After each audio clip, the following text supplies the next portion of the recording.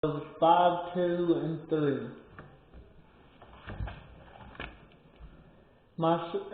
So that you'll regard discretion, and so that your lips will keep knowledge. For the lips of a strange woman drop like a honeycomb, and her mouth is smoother than oil. You know, this world has things that can distract us from God.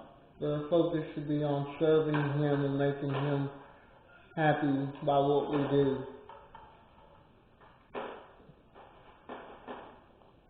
Okay. Where is it?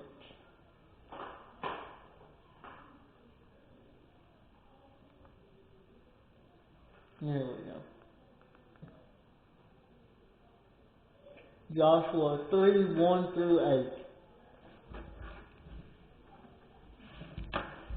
And Joshua rose up early in the morning, and they removed from Shittim and came to Jordan, he and all the children of Israel, and they lodged there before they passed over. Now, I believe this is before they crossed the Jordan. I'm almost positive. Yes, it's before they crossed the Jordan. They stopped. They rise up early to stop. The reason why they do this is because God hasn't led them to go over yet. They're waiting on His instruction. Sometimes we need to stop before we ask, because that's what He wants from us. He wants us to wait on Him. Sometimes we see the path and it's ready, but He ain't ready for us to go there, so we gotta wait, even though we can clearly see where we're going. That's oftentimes when it's hardest to wait, when we know the promised land is just on the other side of that river right there. All we gotta do is cross it. But God will make their crossing the river a lot easier because they followed Him. And it came to pass after 3 days that the officers went through the midst of the camp. So they waited 3 days before they even acted in any way. Sometimes we'll see the path clear for a long time and see an open door, but we don't take it. 3 days passed. They knew they could go. They knew where they were supposed to go, but because God didn't direct them yet, they didn't. Oftentimes we can see other opportunities elsewhere clearly and know that, and maybe even know that one day we'll be there. And we may have to wait for the time for the Lord to put us in the right position to be there. And that's what they were doing. They knew they were supposed to go to the promised land. And they knew God was going to lead them there. But as far as they came, they still had to wait to go. Sometimes waiting is the hardest act of faith we have to do. And they commanded the people, saying, when ye see the ark of the covenant of the Lord your God, and the priests, the Levites, bearing it, then ye shall remove from your place and go after it. Now the ark of the covenant, much like the cloud and pillar of fire, symbolized God's movement. The ark would not move unless God told them to move.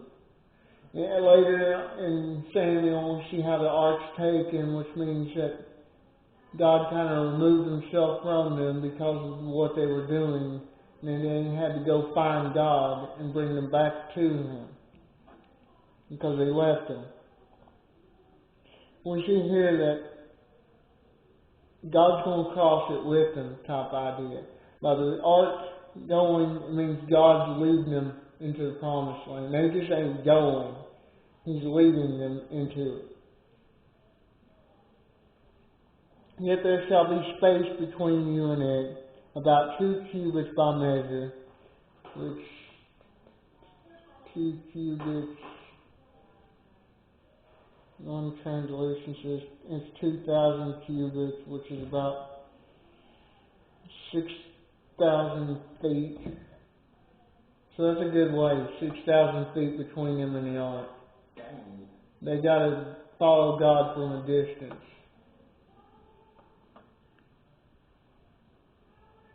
Come not near unto it, that ye may know the way by which ye must go. For ye have not passed this way heretofore. They've never been in the promised land. You know, Israel, Abraham, all these people came from the promised land, but at the time they came, they were not owning the land. Here we see that they're being led by God into it,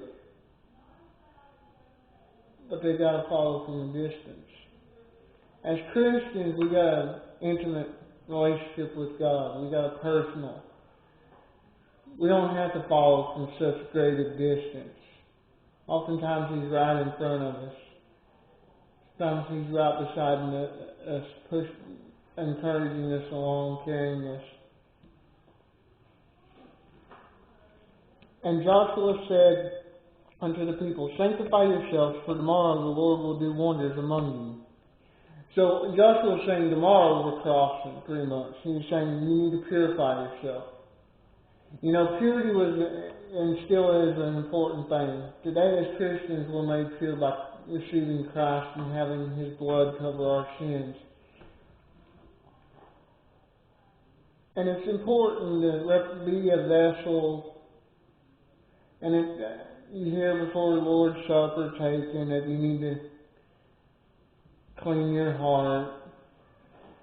It's always important to come before God with a pure spirit and a pure heart. Not let anything stand between you and God. And that's what they were removing. Anything that stood between them and God. Sin. They were trying to confess it and remove it, and so they could follow God without anything coming in the way. And Joshua spake unto the priests, saying, Take up the ark of the covenant, and pass over before the people. And they took up the ark of the covenant, and went before the people.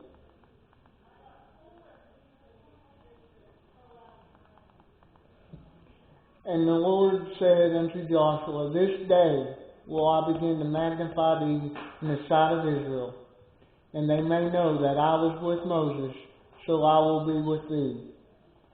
So we see God showing the people that He was through with Moses by bringing the plagues and crossing the Red Sea. But nothing really at this point, other than Joshua appearing to be a good soldier. And nothing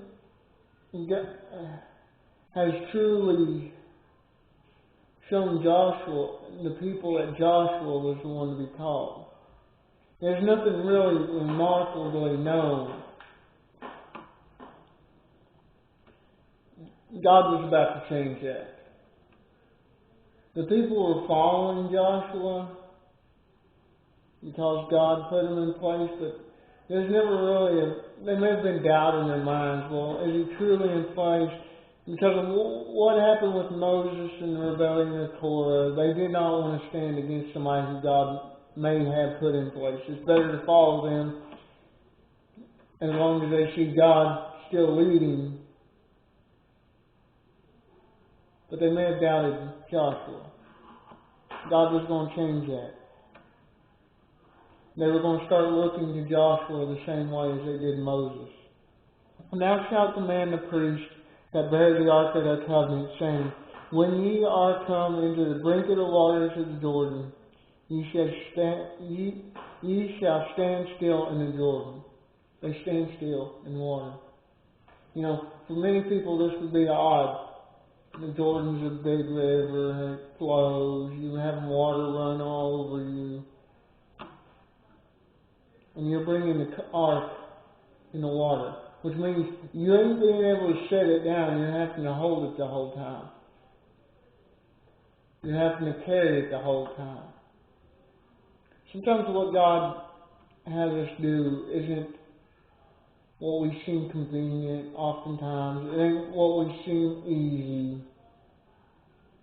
But what He has us do is important, and it's beneficial to us. Oftentimes we need to stop and stand still just with the Lord.